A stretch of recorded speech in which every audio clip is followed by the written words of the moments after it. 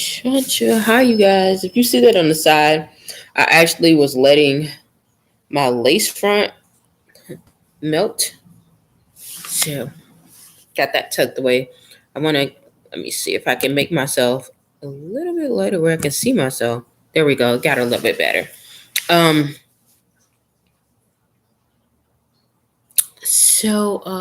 wait a minute. Let me change my shirt.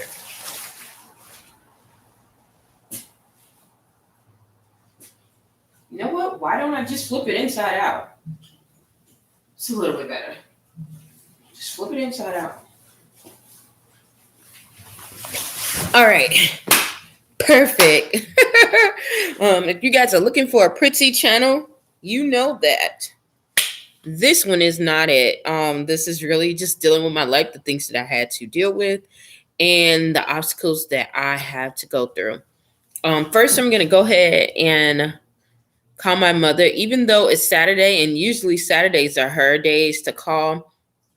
Their policy has been shifting and changing, and so I kind of don't know what it is, but I just want to make that phone call just because I didn't get to make the phone call um the day before because um I literally just was really, really busy, and then my cousins called her before they left and went out of town. So I was like, okay, since she's already got one kind of point of contact, then someone to talk to today, then I can at least take some time to get myself together.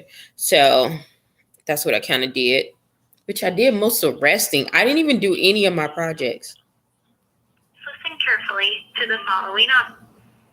Hold on. Wait while I transfer your call. Richmond State Hospital operator. Hi, I'm calling for 420 Unit A. 1 moment, please. Thank you. You're welcome.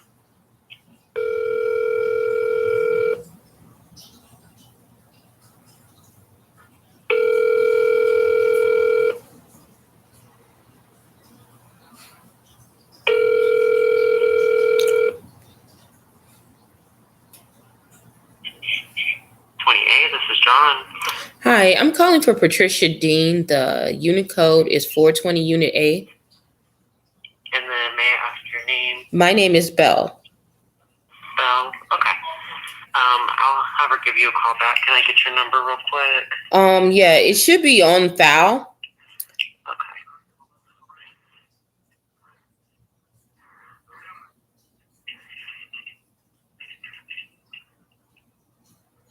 Alrighty, I got you. I'll give you a call back, okay? Thank you. You're welcome. So like I said, I don't like this today, this second, the policy. I guess they're following that policy. The day before that, it wasn't. But anywho, I got to the point where I don't care. I'm going to do whatever it takes to get my mother out of there safely. Without her being injured or being tortured any more than she has been. It's one thing that, she's going through her mental, she had a outbreak and all of that, and she's going there for treatment. But sometimes it's very annoying just having things not structured, like things like this, dealing with behaviors or anything with mental illness, routine makes a difference. And to follow that, because you have so many hands touching one client, you want to be consistent, and that is not what they do. So, anywho, I'm going to talk about, thank God it's Saturday. So yesterday I was kind of busy because I had to talk to the attorney.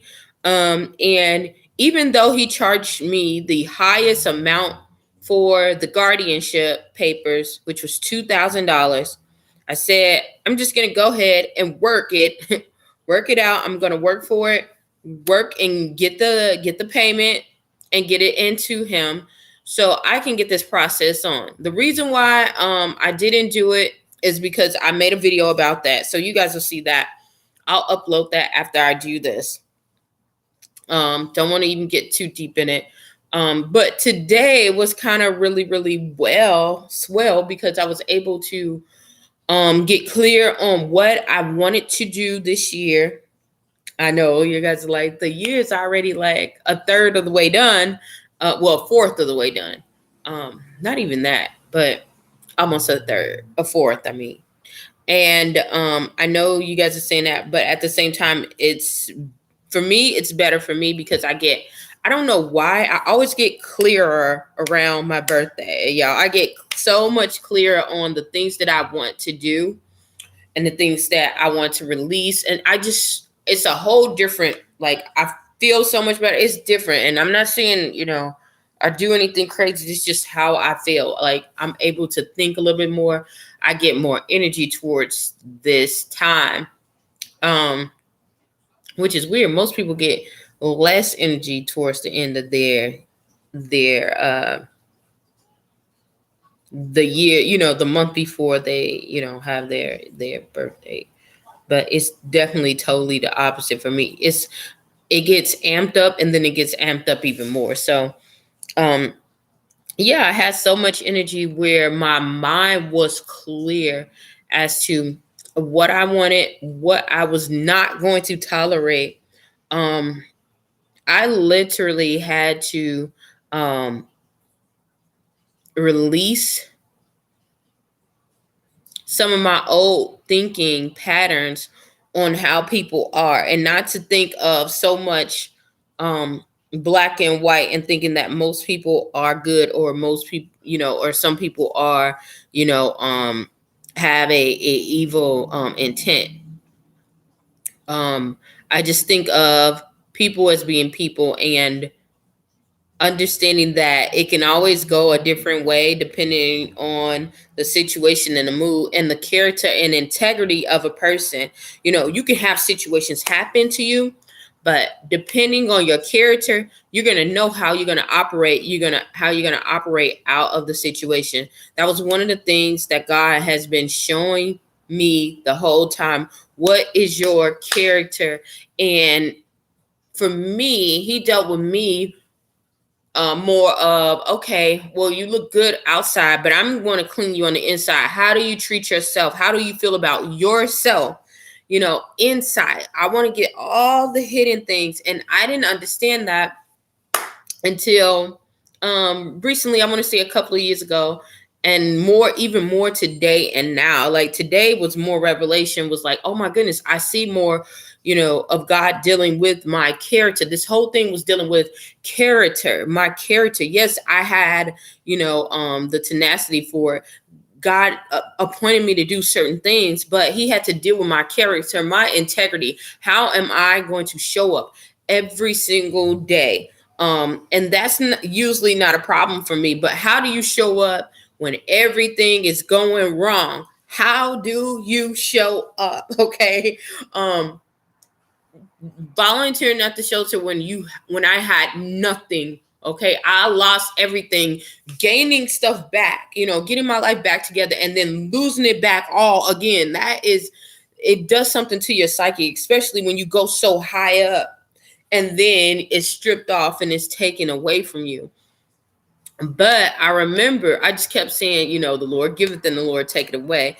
Some of the things that happened to me was because I was not listening, but that wasn't the big issue. I thought it was just, okay, me listening. It was more of God building my character, showing me, okay, so what happens when you don't listen? Because you're not going to be perfect in these situations. No one is, okay? No one on this green earth, no one on this earth is perfect. There's number one.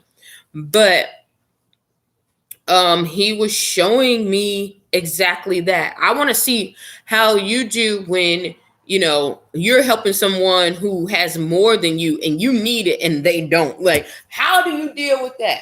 It's one thing to deal with something and helping someone who needs something and they have less than you. It's no problem there. But what if they have more than you and they still need, and you're helping them get to the next level and you're still at the bottom? Okay, I overcame that. Then after that, what do you do when you have to still help someone when they don't need it because they're not going to do the best, for it. Like, how do you do that? Even when God told you to help them, because they're not understanding and comprehending that is what they're supposed to do, So, those are some of the things that I had to look at. And also not to get stuck in the familiar. Don't get stuck in the familiar. Just because you know someone and you know a certain situation doesn't mean that it's going to turn out the same way that it turned out before. Okay? So don't get stuck. Don't get stuck in those in familiarships. That's what that is. Familiarships. And my familiarships were dealing with women. And the reason why is because I had a huge hole in my heart. God did not automatically show it to me. A lot of people saw that on the outside. And because of that, some people tried to nurture me, but a lot of people misused it. A lot of people misused that hole in my heart. They saw that I was a lot generous and I'm more giving. When you don't have that, that opening, and I mean that nurturing part, and that part is taken away from you, and other people filling that void, it doesn't feel as bad, even though it might be small. But as you get older and you need more, and the people that you're around don't have that to give, now you have this hole and you have this opening. Doesn't mean that anyone was bad or horrible to you or anything. You just have a need that someone cannot feel. The people that are, in charge of you, around you, cannot feel it at that time, and what happened? People started manipulating it and just doing all types of stuff. And you know what? It's not just, the people that we see every day. We see that a lot of the manipulation, even on our screens, everything that we watch, everything that we hear, it's manipulating us, from our senses, the things, the wounds, those childhood inner wounds that you have that you never try to heal. We become adults and we never take the time to go and heal. So, that is the spiritual work that I had to do. And I'm still on that, and because of that, and you've been hurt, you go to places that are familiar, even though they might intentionally or unintentionally hurt you, because they're going through the same patterns as you. And that's why you're connecting with them. And you're thinking that you're vibing with these people. But in actuality, you're in toxicity and you're just following this whole pattern that you're familiar with, instead of stretching out and doing more. You're thinking that you're doing, and the way that you can tell if you're in a familiarship, that is that you don't grow, or you don't learn anything from it, or what you learned is a repeat of what you learned from another relationship previously. And that's something that you learned that was good or bad. Good or bad. So, those are some of the things that I had to get over. I had to deal with, and I had to face. Once I started facing them, it broke a lot of things off of me. It broke a lot of things off of me spiritually and mentally. It broke off the spirit of poverty. Okay. Because poverty really is a mindset. I didn't really think that I was barricaded by it, because I always come across finance. Like when I say I come across finance is not only that, but people who are financially wealthy, like wealthy, y'all. Like it's, tell y'all miracle kid, like that kind of thing. So, that was something that I really, really, really had to learn. That poverty mindset that got broken off of me was, how do I conduct myself even in the midst of turmoil? Do I treat myself as a puppet, or do I treat myself as a scumbag or as a pauper? Or do I say, hey, I'm the queen that I am, I am the queen that I am, no matter if I have a lot or if I don't, if I have less than what I expect or more than what I expect, I'm still the same entity, and I still require the same the same kind of respect and dignity, and I should hold my head up high and not be upset about that. What that does is that releases me during that time. When I noticed that today, y'all, I was having deep talk today.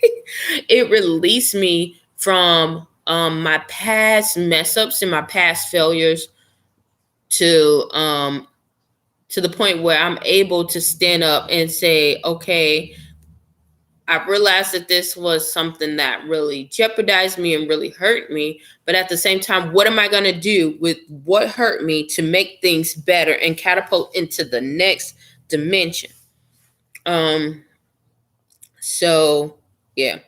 The next thing I wanted to talk about was witchcraft. And I think you guys know already, like that was my most talked about video. And I told you guys how I had been attacked and all that other stuff. But what I didn't tell you is how I got attacked,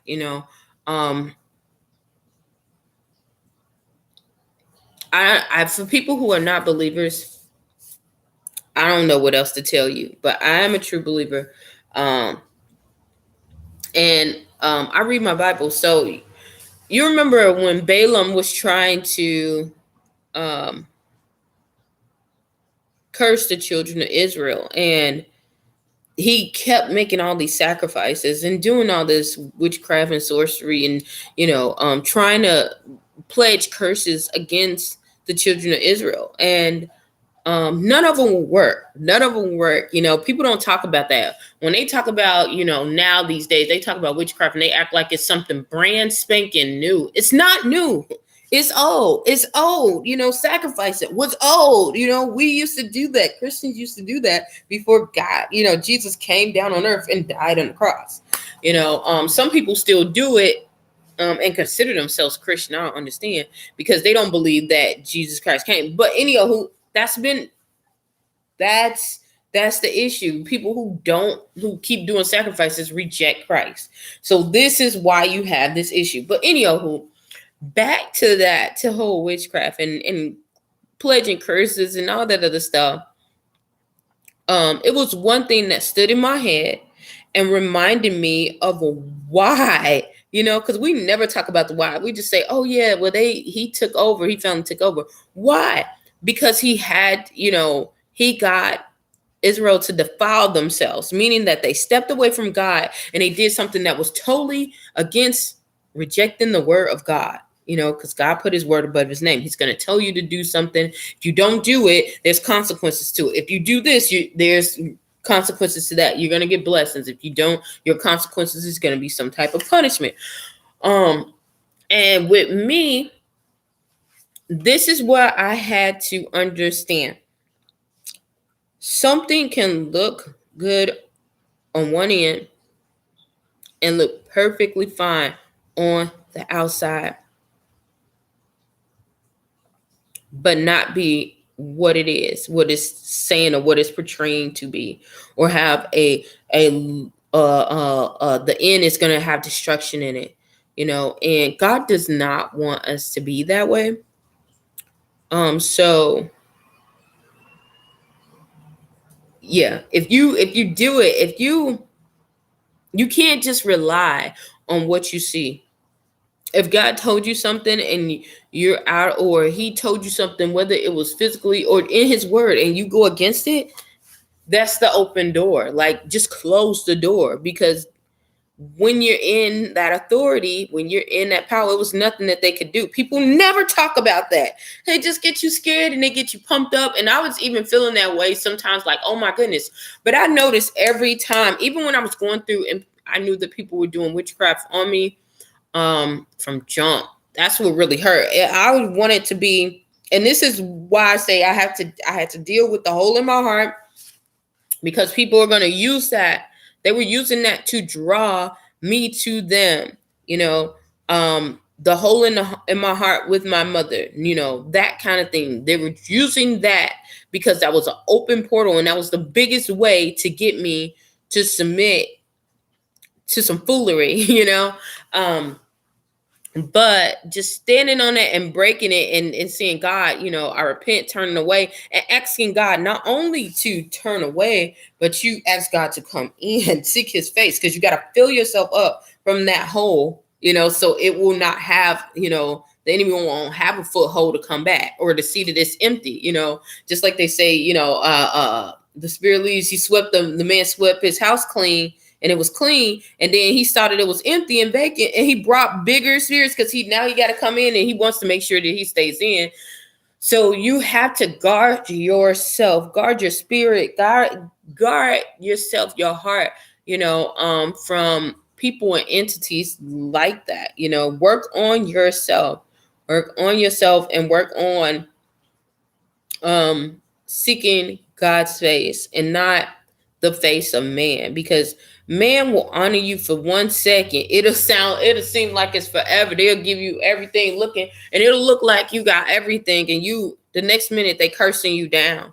Look at all these celebrities and people that they pumped up in the years and told them that they was the greatest ever were, and they were so humanitarian, and then now you look at them, they done cast them out, they done threw them away after they used them.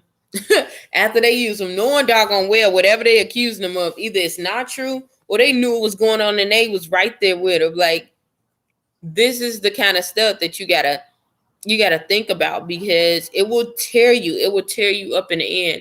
And those minutes and that little time, that time that you think that is so long, dealing with working on yourself, can sometimes save your life. I know it did. It saved my life when God stepped in, because there were times, hold on, I gotta make sure, because I smell something like burning.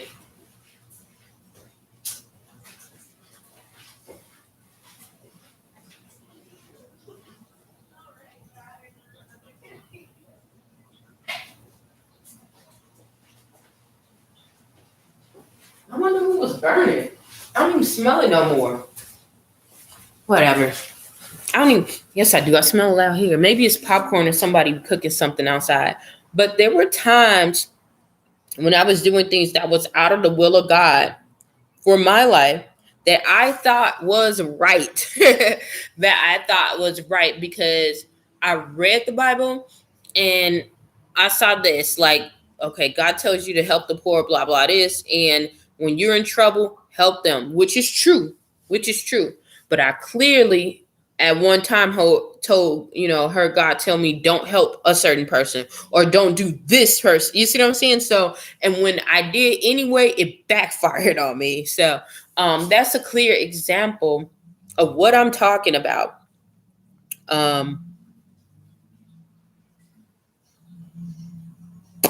Yeah. So those are the things that I kind of learned, and I got free from it because, at one point I really thought that I was making a change. I thought I was making a difference. And I thought I was doing it in God's name, doing it the right way in God's name, because God tells you to serve. But